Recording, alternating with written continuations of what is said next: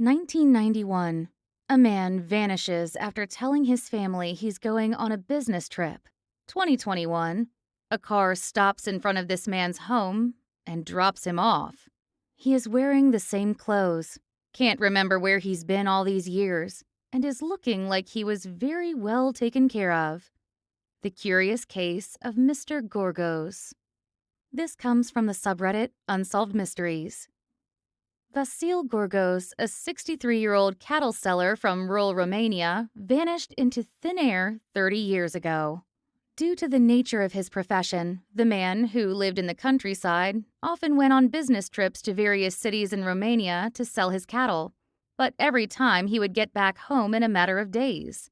In 1991, Mr. Gorgos decided it's time for another business trip. He bought himself a train ticket, as usual, and told his wife and kids he'll be back in a few days. That was the last time his family saw him.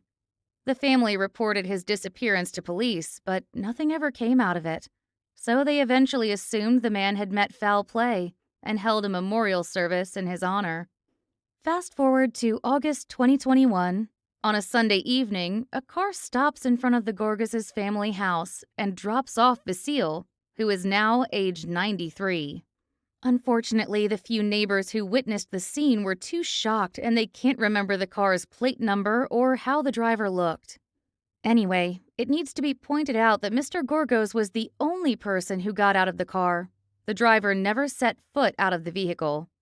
Strangely enough, the man had on him the same pants he was wearing the day he vanished, and in his pockets the family found not only his ID card, but also the train ticket he had bought 30 years ago. Everybody who knew him had noticed that Mr. Gorgos was looking pretty great.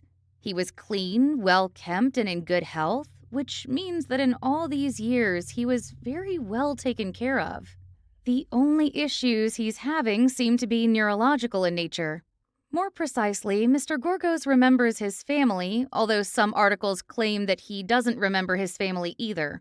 But he is clueless about his whereabouts in the past 30 years.